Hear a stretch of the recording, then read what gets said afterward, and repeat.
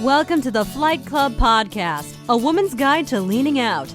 We give you a behind-the-scenes look at business launch and growth through the stories of successful female entrepreneurs. Here's your host, Felina Hansen, founder and CEO of Hera Hub.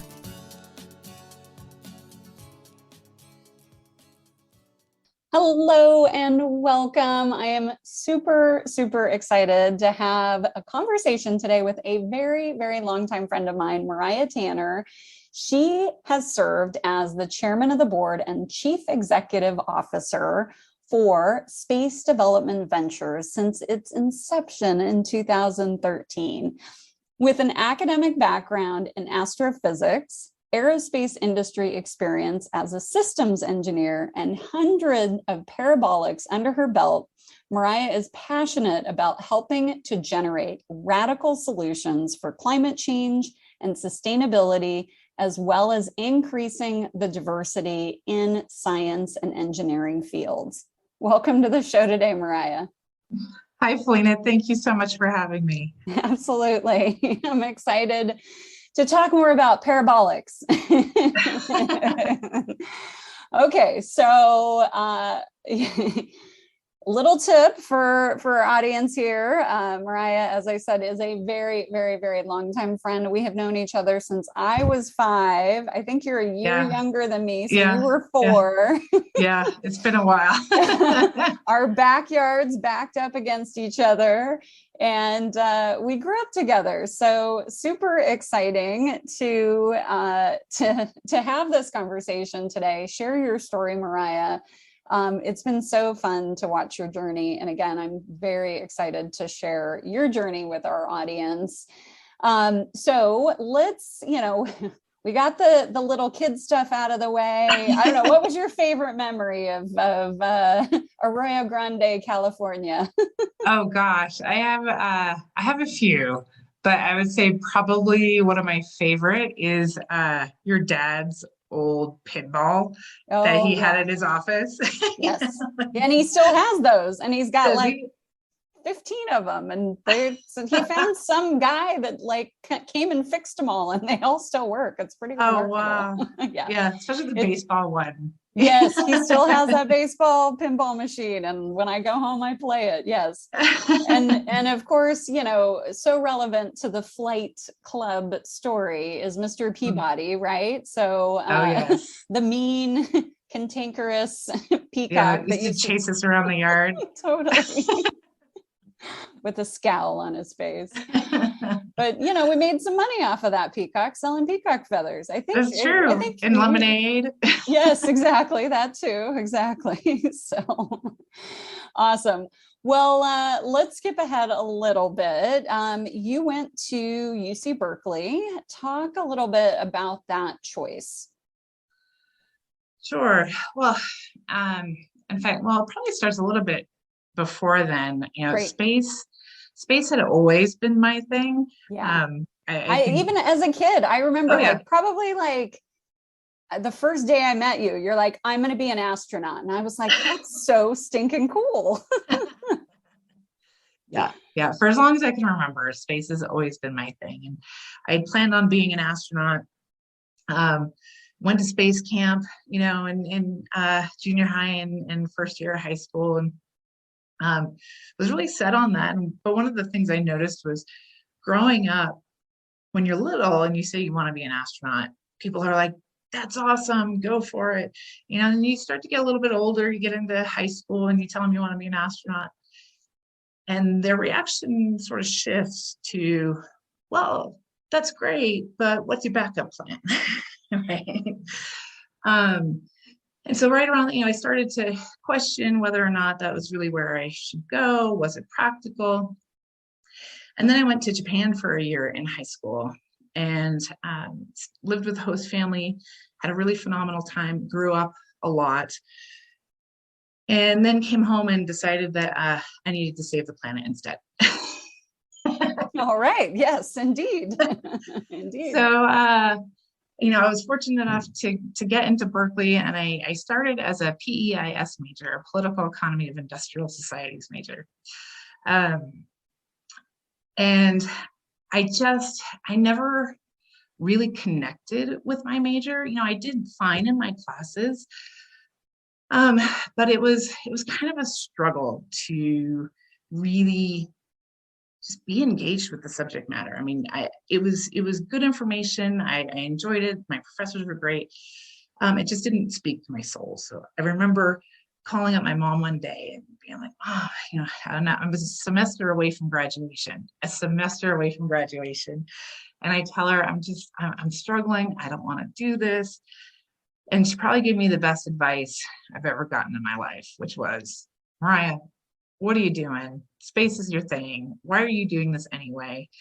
So that day I broke out the course catalog and took a look at which of the science majors were available that I could fit within the 120 units I needed or couldn't go beyond in order to graduate.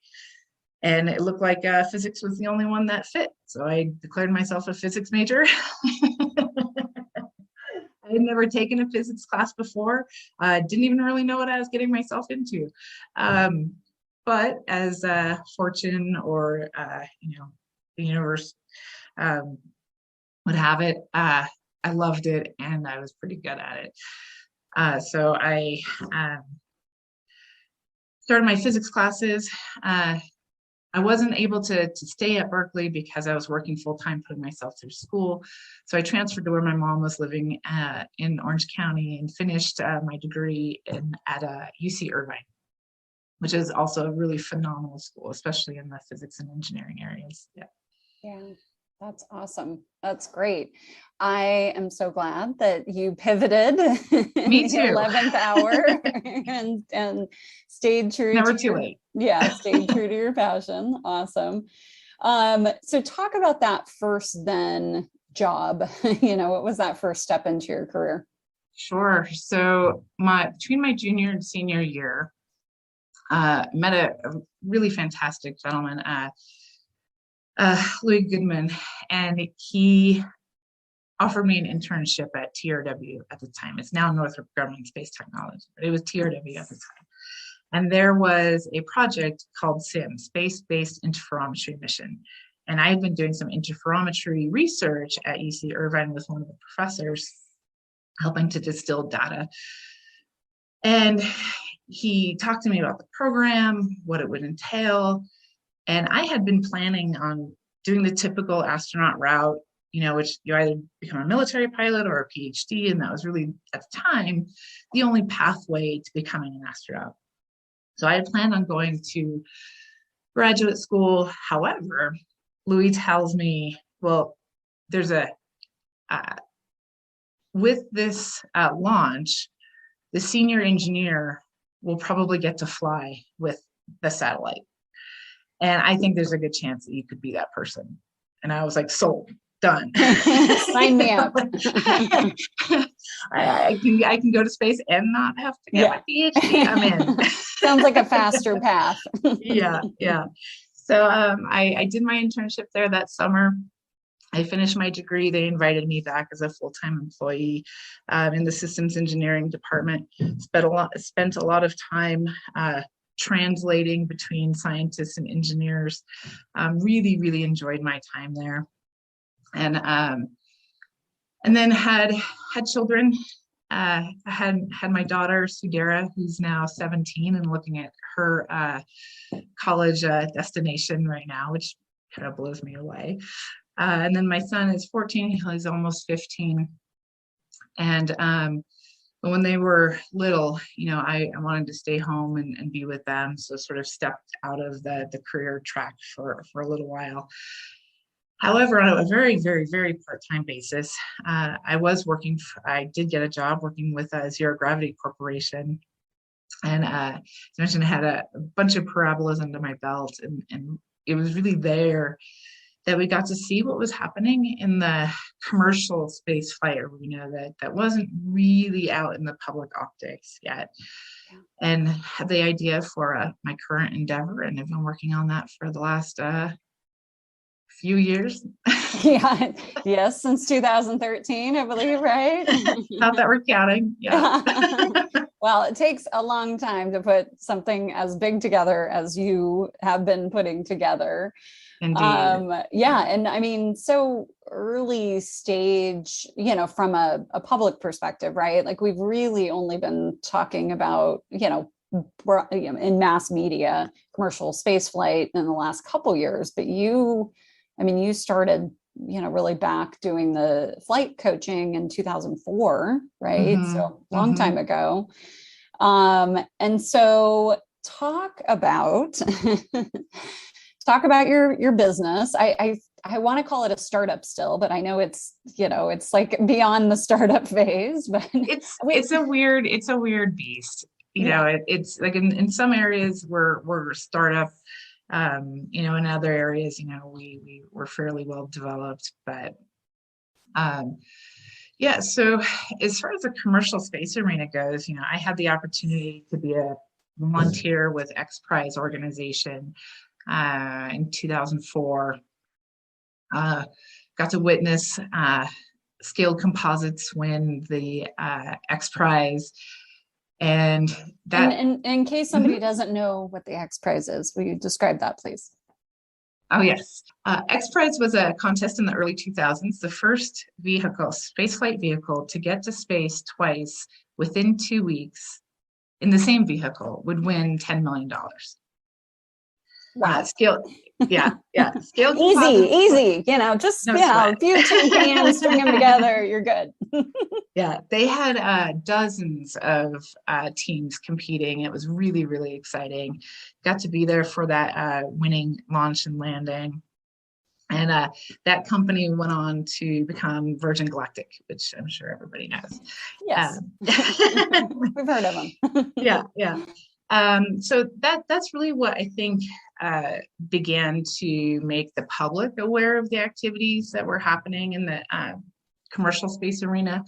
And then it's really just grown by leaps and bounds. And in the last, I would say, 3 years, there's been a complete shift.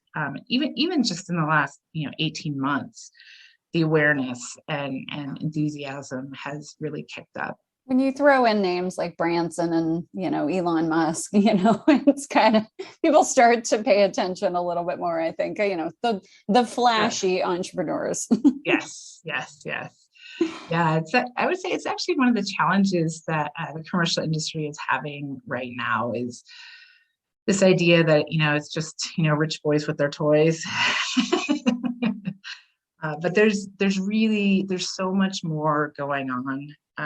And I'm hoping that people will, the message will start to shift towards, the technological advances that are happening, the advances in diversity and equity that are happening in the industry that have never been there like they are now. And let's pause on that, Mariah, because the point you just made, I think, is kind of the public perception is rich boys and their toys, right? Mm-hmm. So how is diversity, being brought into the industry? Like, what is happening? Yeah. Well, number one, I think there's an awareness, a new awareness that, the STEM fields and engineering in particular, and maybe even aerospace, even more narrowly, has traditionally been very white, if I can say so. Yeah. And very male. And, not that there's anything wrong with that. Those folks, being in the arena, but like there hasn't been a lot of room for others to participate. And so there's been a lot of awareness in recent years to try and shift that consciously. And it's brought a lot of new and interesting ideas to the table, provided a lot of opportunities that wouldn't have been there in the past. I mean, when I was working in engineering, our department had 60 employees, I want to say, and there were 3 female engineers that, so, it was pretty monotone, let's say. But that's shifting, which is really exciting. And when you look at who's been able to travel to space in the past, it was, as I mentioned, it was military pilots, PhDs, and then it started opening up. NASA had started allowing more diverse backgrounds to fly on their missions, which is exciting. But still, it was a very, very high bar to entry. And right now, that's starting to shift. And like any other new technology, this was the way with cars, TVs, computers, in the beginning, it is the affluent that have access, and it takes some time for the cost to come down, and we will get there. But one of the things that we're very excited about is, this idea that space should be for everybody is not just a talking point for our company. We're actually creating workforce development pathways that will create opportunities for people to go to space that haven't followed the traditional pathways. I love it. That's exciting. Okay, so let's talk about Star Harbor and the work that you're doing there to facilitate all of this. Sure. So Star Harbor will be the world's first immersive, fully comprehensive, publicly accessible spaceflight training facility and cutting-edge R&D resource for the industry. And we just signed a purchase sale agreement for about 53 acres of land in Lone Tree, Colorado. Yeah, Yahoo. Woohoo. I love it. On your LinkedIn, it says Colorado Earth. Yeah. I love it. We spent a good chunk of the last 9 years since we went ahead and spilled the beans on how long it's been, was trying to build in California. And I had been in California my entire life, with the exception of Japan. And I never really saw myself leaving it. But given the complexity of what we were building, it was very, very challenging there. And so we took a look at Texas, Florida, Puerto Rico, Colorado, and Colorado became really the obvious and best choice for us. Not only was the city and the state and the municipalities incredibly supportive and enthusiastic about the idea, but the aerospace ecosystem in Colorado is extraordinary. There's so much innovation happening here. It's really quite exciting to see all the new projects and vehicles and satellite systems and everything that's being developed here. And the U.S. Air Force Academy is here, and Space Force and Space Command and all the big aerospace companies and dozens and dozens and dozens of smaller ones. It's a really, really exciting aerospace sandbox to play in. So. Amazing. I know. I've chatted with you over the years, and I remember you're, was looking at San Jose and like different areas, like where's our home going to be? So I'm so glad you found a home. Congratulations. Me too. Thank you. And Mariah, you have a pretty incredible board of advisors. Talk a little bit about who's on your team. Sure. So on the board, we have Alan Ladwig. He was a two-time political appointee from NASA to the White House. He was head of policy and plans there, as well as public outreach. Fantastic individual, and his network.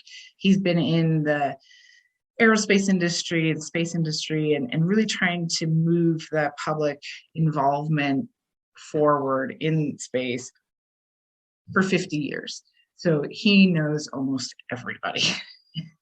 And he's been phenomenal to have on the board and on the team, in fact. And then we also have Dennis Muhlenberg, who's the former CEO and chairman of the board over at Boeing. He also has been extraordinary in his ability to connect us with partners in the industry and guide us on government contracts and avenues that we should be pursuing. And so we're incredibly grateful to him as well. And then we also have Kenneth Benson. And he what he was the former senior VP of global sales and president of the Walt Disney Travel Company, and also the global head of sales and regional marketing for Hilton. He's another connector. He knows so many people in the hospitality industry and just across the globe in a whole host of sectors, and another really, really fantastic individual. All of these folks are just good people. I'm very fortunate in who Star Harbor has attracted. Yeah, it's important, critical to your mission. So you have a buy-sell agreement. Talk us through the timeline of what this looks like, and describe, this campus. What will people be doing exactly? I know training, but talk more about that. Yeah. So we're currently in the architectural engineering design phase. We expect that will take about another year to have that completed. Then we'll pull our building permit and begin construction. And what does that building permit process look like? I can't even imagine. Well, the city's already, bought into what you're doing. Hopefully, so hopefully there's not, somebody they're like, very wait, much what? on board. In fact, that was one of the first questions we asked them. We have, there's 4 primary pieces of equipment for the astronaut training. There's a 767 for parabolic flight, a very, very large pool, about a 4 million gallon pool for underwater spacewalk habitat training, a high gravity centrifuge, and a hypobaric chamber for high altitude, low pressure, low oxygen environments. And, most of this is not the kind of construction that cities see on a regular basis. So, that was one of our questions to them was, do you have the in-house, capability to be able to. How do you even, you've got to have somebody that knows what they're approving, right? What is the standard? Yeah. And you're probably setting the standard. They're like, probably not, but we can hire an SME and get it handled. So not to worry. And they've been phenomenal. The mayor of Lone Tree, Colorado, which is where we're going to be located, was a civil engineer and city planner herself. So she understands construction. We're trying to push the envelope in some sustainable construction methodology that is also going to be a challenge, I think, to get through, sort of the traditional approval pathways. But we're committed to, the academy is going to be getting built out as though it were a space station. So that's what I mean when it's going to be immersive. We're excited, and we'll be releasing some more details on that soon. But we want to take that space station concept as far as we can. If I were able to make it entirely self-sustaining, I would. Unfortunately, I don't think they're going to allow us to, not be hooked up to the grid and such. But that would be my wish list if it were possible. And as far as what people will experience, there's the actual training itself, and we have a lot of really exciting partners that we're going to be announcing over the coming weeks. Big names that folks will recognize.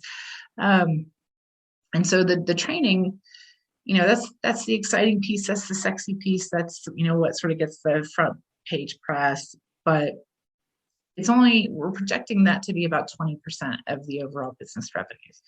Another 20% will be adventure travelers, space enthusiasts, folks that just want to come in and see if they've got the right stuff, right? So anybody will be able to come in and participate in astronaut training. So that's also exciting.